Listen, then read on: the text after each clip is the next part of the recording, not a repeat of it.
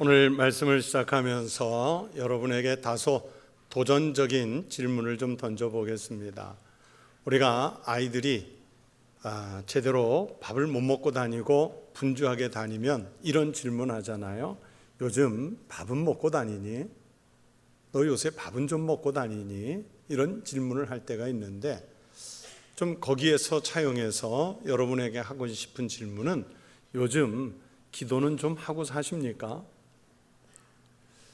우리가 코로나 때문에 모든 신앙 활동이 위축되어 있다는, 그리고 흐트러졌다는 그런 핑계로 심지어 우리가 직접 만나야 하는 하나님 앞에 기도하는 것조차도 많이 흐트러지고 잊어버린 채로 살고 있는 것은 아닌가, 그런 걱정이 듭니다. 오늘 여러분이 이 예배의 자리에 나오셨을 때 여러분은 여러분이 구원받으셨다는 사실을 믿습니까? 아멘이라고 대답하셨는데, 그러면 그 구원의 값으로 얼마를 지불하셨습니까? 아니면 무엇을 지불하셨습니까? 성도 여러분, 구원은 우리가 값을 지불해서 얻는 것이 아니라 오직 예수님의 은혜로만 우리가 구원을 받은 것이고 우리는 믿기만 하면 되는 것입니다. 이사야 55장 1절에서 메시아가 오시면 우리가 어떻게 구원을 받을 것인지를 미리 예언해 놓으셨습니다. 오라, 너희 모든 목마른 자들아 물러 나오라. 돈 없는 자도 오라. 너희는 와서 사 먹되 돈 없이 값없이 와서 포도주와 젖을 사라. 또 요한계시록 22장 17절에서도 비슷한 말씀을 주셨어요. 성령과 신부가 말씀하시기를 오라 하시는도다. 듣는 자도 오라 할 것이요 목마른 자도 올 것이요 또 원하는 자는 값없이 생명수를 받으라 하시더라. 만약에 구원이라는 이 은혜가 값을 치르고 사야 하는 것이라면 생명을 얻는 값으로 우리가 얼마를 지불할 수 있을까요? 그 비싼 값을 치를 능력이 되는 사람이 과연 이 세상에 몇이나 있을까요? 너무 귀하고 비싼 것이라서 사람의 값이 아닌 하나님의 아들 예수의 피값을 치르고 우리가 생명을 얻게 되었기 때문에 우리는 이것을 은혜라고 말합니다. 그것도 더 큰 의미를 담아 전적인 은혜입니다. 우리는 이 은혜를 믿기만 하면 하나님이 주시는 구원의 감격을 누리는 줄로 믿습니다. 그런데 아무리 우리가 믿음으로 은혜로 구원을 받았어도 이 세상에서 살아가야 하는 세월이 있습니다. 그러다 보면 우리에게 필요한 일들이 발생하고 또 그에 따라서 소원을 말하게 되고 간절히 기대하는 것이 있게 됩니다. 그 일들을 해결하기 위해서 우리는 기도라는 것을 합니다. 며칠 전에 집으로 가면서 엘리베이터를 타고 집으로 올라가다가 갑자기 엘리베이터 안에서 이런 생각이 들었어요. 엘리베이터를 타고 내가 마음으로 몇 층 하고 생각만 하면 알아서 엘리베이터가 그 층에 좀 머무르는 것은 없나? 앞으로는 그런 기계가 나올 수 있을는지 모르겠지만 아직은 없지 않습니까? 그러면 내가 원하는 층에 버튼을 눌러야 거기에 도달하잖아요. 그러면서 제가 들었던 생각이 뭐냐면, 내가 구원을 받았다고 모든 일이 저절로 풀리나? 나는 그냥 가만히 있기만 하면 되나? 이런 생각이 들었습니다. 내가 그리스도인답게 살고 또는 내 마음에 품은 소망이 있다면 엘리베이터 버튼을 눌러야 하듯이 그래도 내가 하나님께 요청하는 과정이 있어야겠다 하는 생각이 들어서, 그러면서 기도가 바로 그런 역할이지 않겠나, 그런 마음이 들었습니다. 엘리베이터 안에서 들었던 생각입니다. 구원의 문제를 해결받았다면 그리스도인으로서 우리가 어떤 방향으로 어떤 모습으로 살아가야 할지를 생각하면서 살아야 합니다. 그렇게 가르치고 그렇게 기도하고 지도하고 그렇게 인도하는 것이 우리 그리스도인들에게는 바로 기도를 통해서 이루어지는 거예요. 그래서 우리 그리스도인들이 그리스도인답게 사는 중요한 모습 중에 하나가 바로 하나님 앞에서 기도하는 일입니다. 유진 피터슨이라는 목사님은 부활을 살라 하는 그분의 유명한 책에서 우리가 그리스도 안에서 자라가면서, 다시 말해서 부활을 살면서 사용하는 가장 중요한 언어는 기도다. 가장 중요한 언어는 기도다 그랬어요. 이렇게 가장 중요한 언어가 빠진 신앙생활은 절대로 성장하거나 성숙할 수 없습니다. 기도는 그리스도인이 하나님이라는 구세주 앞에서 하나님께 믿음으로 반응할 때 나오는 인격적 언어입니다. 그리고 우리가 하나님과 직접 대화를 나눌 수 있는 통로입니다. 20세기 최고의 영적 스승으로 존경을 받는 마틴 손튼이라는 영성가가 있습니다. 그분은 기도는 모든 것을 모아서 하나님께 집중시키고 하나님께 바치는 행위라는 말을 남겼습니다. 그래서 우리가 기도를 하면 우리의 기도가 향기 나는 연기, 향연이 돼서 그 연기가 하늘로 올라가는 거예요. 요한계시록 8장 5절에서 향연이 성도의 기도와 함께 천사의 손으로부터 하나님 앞으로 올라가는지라 성경이 말씀했어요.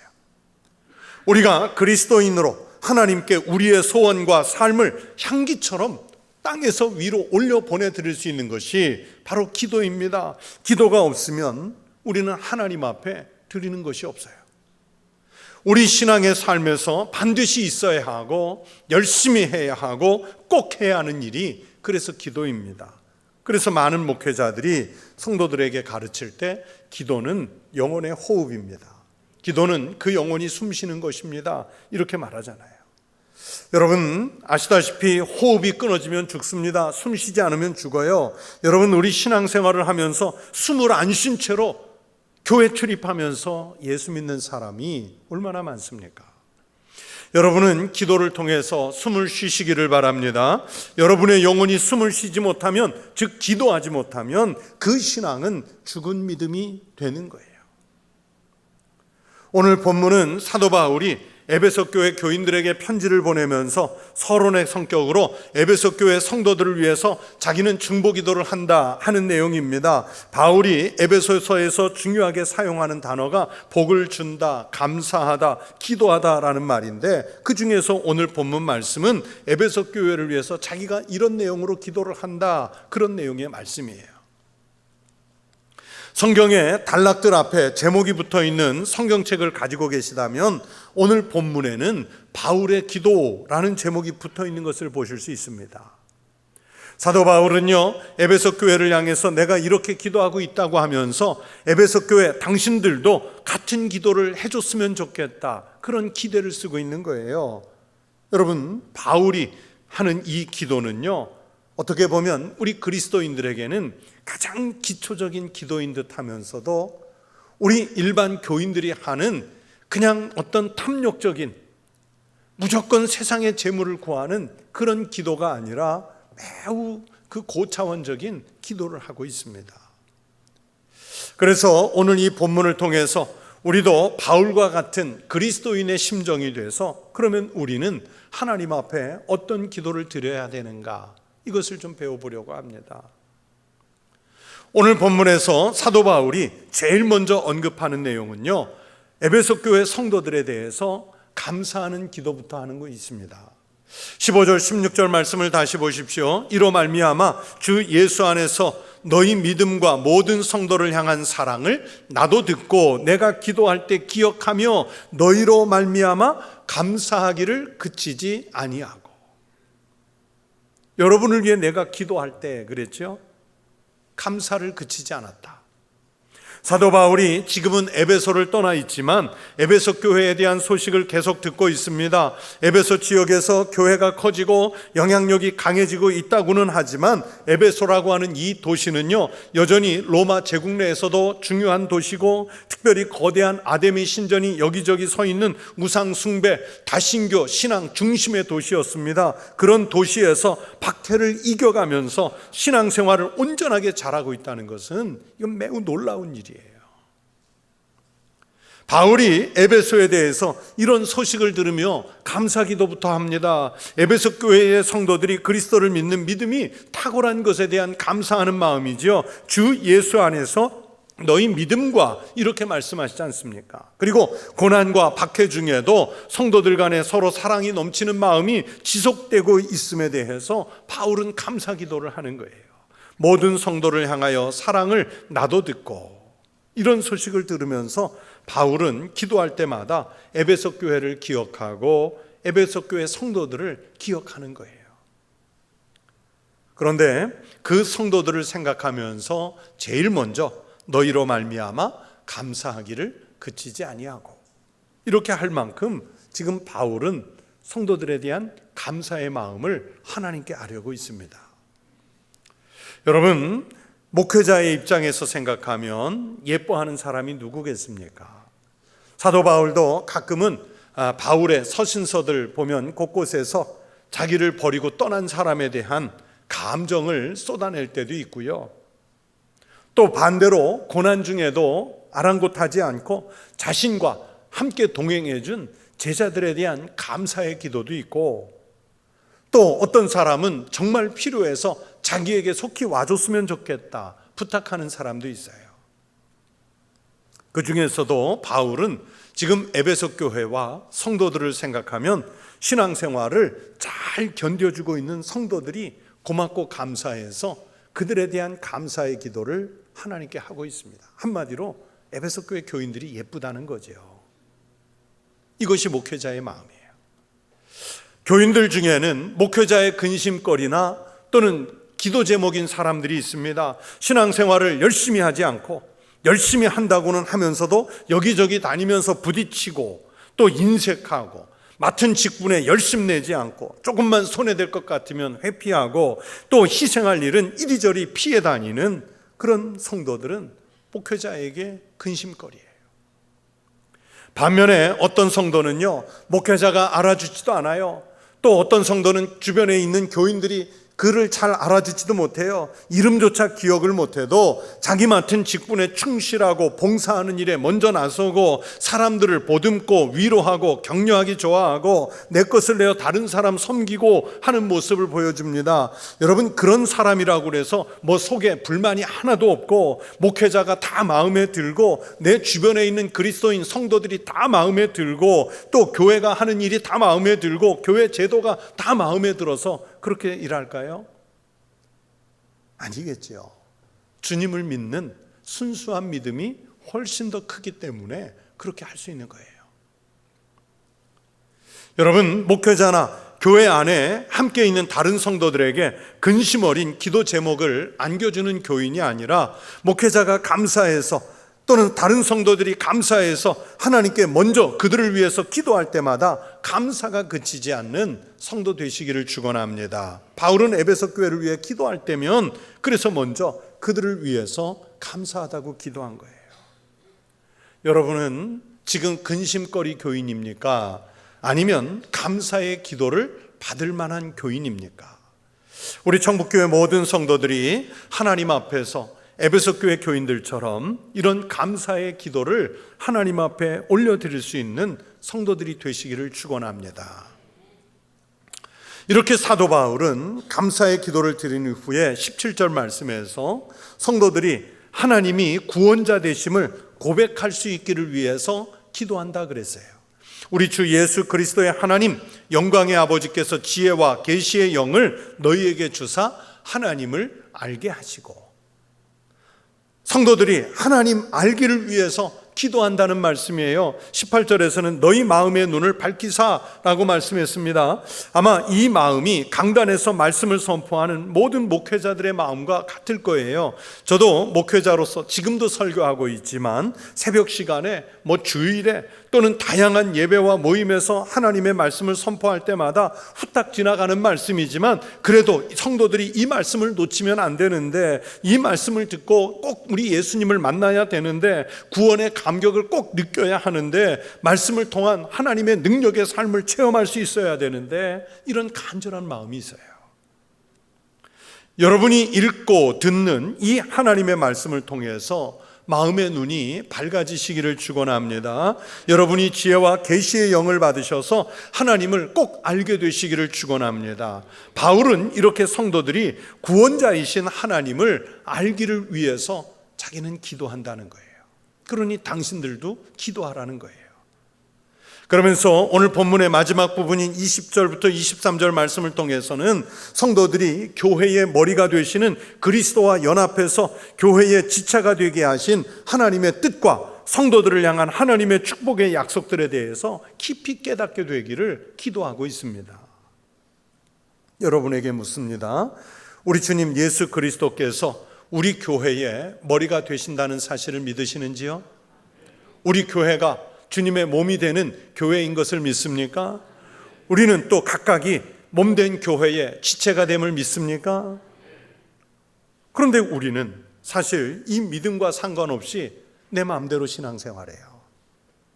머리이신 우리 주님, 그분은 분명히 우리에게 충성하라고, 열심히 기도하라고, 십자가를 지라고 끊임없이 명령하는데 몸이라고 하는, 지체라고 하는 우리는 머리이신 그 주님의 명령을 거절하거나 거부해요.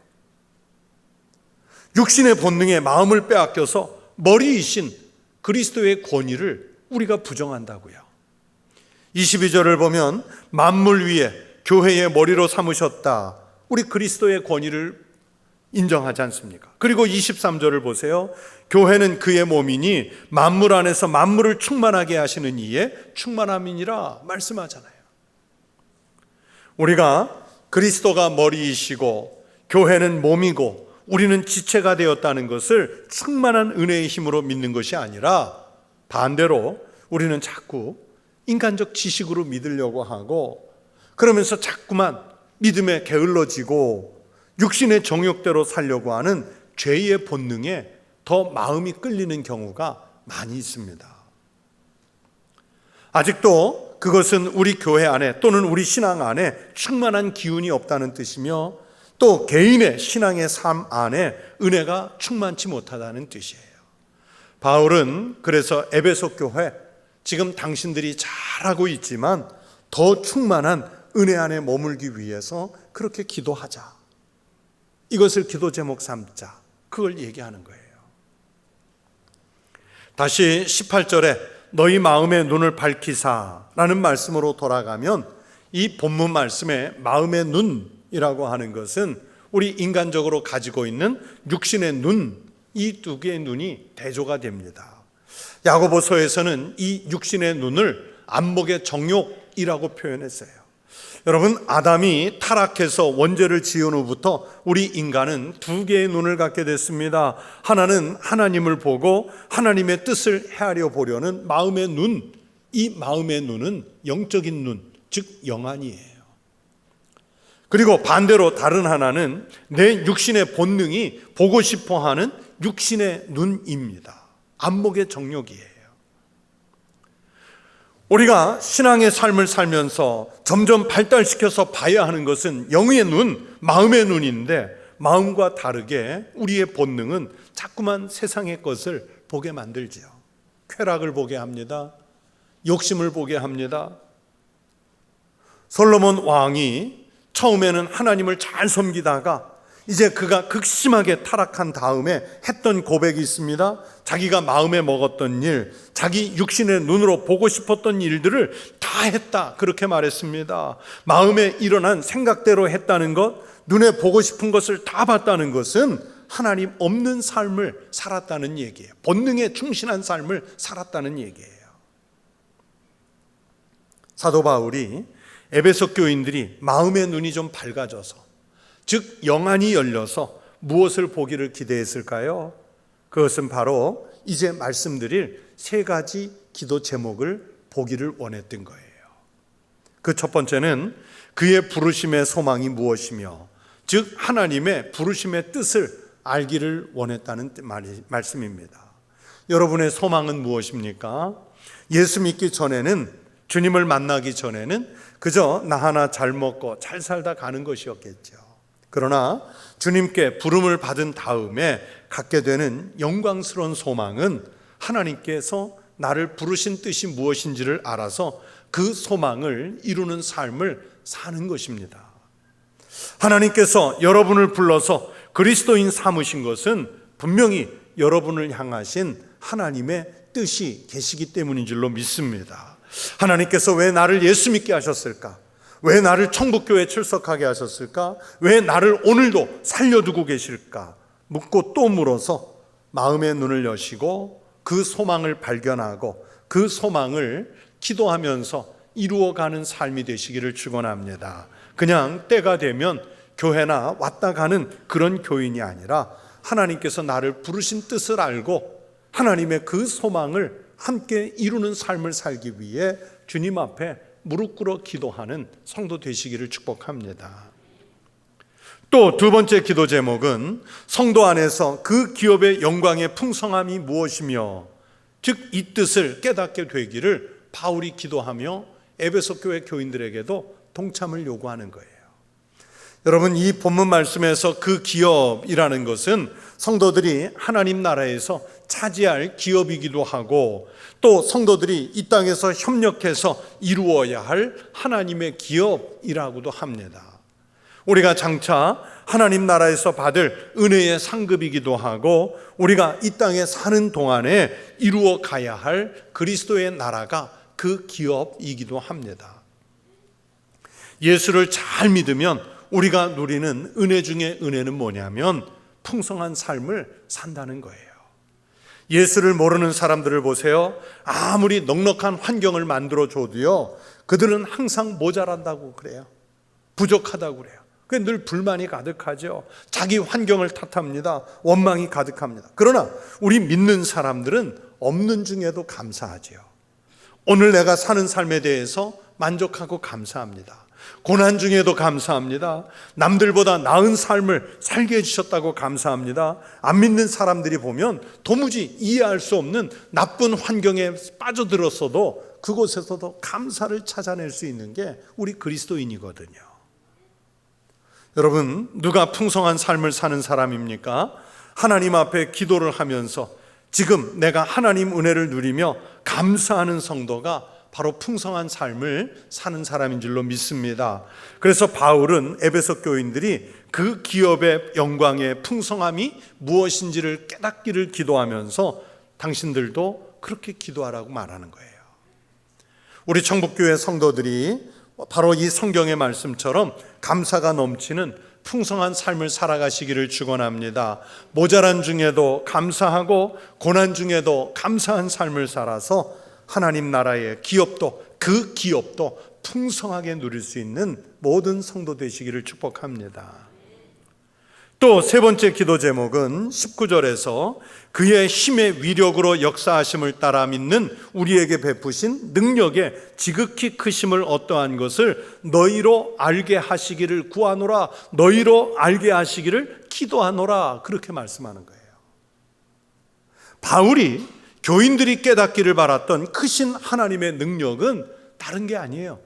바로 부활의 능력입니다. 그래서 20절에서 그의 능력이 그리스도 안에서 역사하사 죽은 자들 가운데 다시 살리시고 그의 힘의 위력으로 역사하심을 따라 믿는, 그게 뭐냐면 바로 죽은 자들 가운데서 다시 살리시는 그 능력이에요. 부활의 능력을 알게 되기를 바랐던 것입니다. 왜냐하면 부활은 우리 기독교의 가장 기본적인 신앙 고백이며 핵심 교리이기 때문입니다. 부활을 믿지 못하면 신앙이 아무 의미가 없고요. 또 다소 부족한 것 같아도 부활을 믿는 신앙이 바로 하나님의 힘의 위력으로 역사하심을 믿는 거예요. 에베소는 철학의 도시고 우상의 중심지고 돈과 사람이 중심이 돼서 흐르는 도시였습니다. 가장 세속화된 도시였어요. 가장 인간적인 도시였습니다. 여기서 사는 사람들은 부활이나 성령의 능력보다 지식, 돈, 철학 이런 것들이 우선되는 그런 분위기였습니다. 이런 도시에서 사도 바울은 에베소의 성도들이 그런 세속적인 것들에 마음을 빼앗겨서 하나님의 능력, 특히 그 중에서도 부활의 능력을 잃어버릴까 봐 염려하는 마음으로 기도하면서 에베소 교회 교인들 보고도 부활의 능력을 구하라, 기도하라고 그런 거예요. 여러분, 우리 인간은 한 번 죽는 것으로서 모든 것이 끝나는 것이 아닙니다. 예수를 믿든지 믿지 않든지 간에 우리에게는 다음 세계가 있어요. 영원한 생명이 있습니다. 그런데 그 영원한 다음 세계는 부활의 능력을 믿는 사람들에게는 영생, 영원한 천국이 있는 것이고, 불신의 사람들에게는 죽음이 지배하는 영생, 그 영원한 지옥이 있습니다. 지금 현대인들에게 지옥을 얘기하면요, 아무리 목사가 얘기해도 대단히 촌스럽다고 생각해요. 심지어 현대 그리스도인들은, 교인들조차도 불신 지옥이라는 말을 심각하게 받아들이지 않아요. 그러나 천국도 분명히 있고 지옥도 분명히 있기 때문에 있는 것을 있다고 말해야 되지 않겠습니까? 부활은 분명히 있습니다. 이 부활을 믿지 못하는 사람들에게는 둘째 사망이 기다리고 있습니다. 요한계시록 21장 8절 말씀입니다. 그러나 두려워하는 자들과 믿지 아니하는 자들과 흉악한 자들과 살인자들과 음행하는 자들과 점술가들과 우상 숭배자들과 거짓말하는 모든 자들은 불과 유황으로 타는 못에 던져지리니 이것이 둘째 사망이라. 부활을 믿지 못하면요, 여러분, 예배당에 와서 아무리 오랜 시간 앉아 있어도 그 영혼은 둘째 사망으로 가는 거예요. 우리 천국교회에서 믿음 생활하시면서 예수 그리스도를 영접하고 반드시 부활을 믿는 은혜를 누리는 성도 되시기를 바랍니다. 부활에 대한 믿음이 흔들리지 않아서 주님의 나라를 이미 이 땅에서도 소유하는 성도 되시기를 축원합니다. 이것이 바로 여러분을 하나님의 백성으로 이곳에 부르신 하나님의 뜻입니다. 오늘 본문 말씀을 보시면 사도 바울 자신의 기도나 또는 에베소 교회 교인들에게 요청하는 기도의 제목 속에 뭐 어디 출세하게 해달라, 부자 되게 해달라, 세상 사람들에게 유명하게 해달라, 그런 기도 없잖아요. 하나님이 주신 은혜에 감사하는 기도, 또 하나님을 알게 하는 그 기도, 그러면서 하나님을 믿는 절대적인 부활의 기도를 하나님 앞에 드리고 있지 않습니까? 오늘 말씀을 시작할 때 여러분에게 드렸던 질문을 다시 드립니다. 요즘 기도는 하고 사십니까? 기도하고 있습니까? 기도하신다면 여러분은 무엇을 위해서 기도하고 계십니까? 세상에 부족한 것들, 나의 욕망에 필요한 것들을 위해서 기도하시지만 말고, 오늘 바울이 기도한 내용들처럼 하나님은 왜 나를 그리스도인으로 부르셨을까? 이것을 기도의 제목으로 삼아 보시기 바랍니다. 예수님 은혜 때문에 내가 얼마나 풍성한 믿음의 삶을 사는지 감사의 내용들을 기도의 제목으로 삼아 보시기 바랍니다. 내 생명이 이 땅에서 마치지 않고 예수 그리스도 그분의 부활의 영을 입어서 영생을 누리는 믿음이 되도록 이 부활을 소망하는 내용을 기도의 제목으로 삼아 보시기를 바랍니다. 이 기도의 힘으로 날마다 우리 영혼이 살고, 또 그러면서 세상에서는 능력이 있는 성도의 삶을 살아가시기를 주의 이름으로 축원합니다. 주님의 이름으로 축원합니다. 기도하겠습니다. 하나님 아버지, 우리는 이 땅에 살며 하나님 앞에 기도한다 하면서도 실상은 대부분의 기도가 우리의 탐욕, 안목의 정욕, 욕심에 빼앗긴 기도를 하고 있는 것은 아닌지 살펴보게 하여 주시옵소서. 바울이 에베소 교회에 기대했던 것처럼 하나님께 우리의 영혼을 드려 감사하게 하시고, 주님이 우리를 선택해 그리스도인으로 구원받게 하심은 우리에게 어떤 사명을 맡기기 위함이신지 깨닫게 하시고, 하나님 알게 하시고, 또 그러면서 부활의 영을 덧입을 수 있는 이 위대한 신앙들이 우리의 기도 제목이 되게 하여 주시옵소서. 감사하며 예수님 이름으로 기도드리옵나이다. 아멘.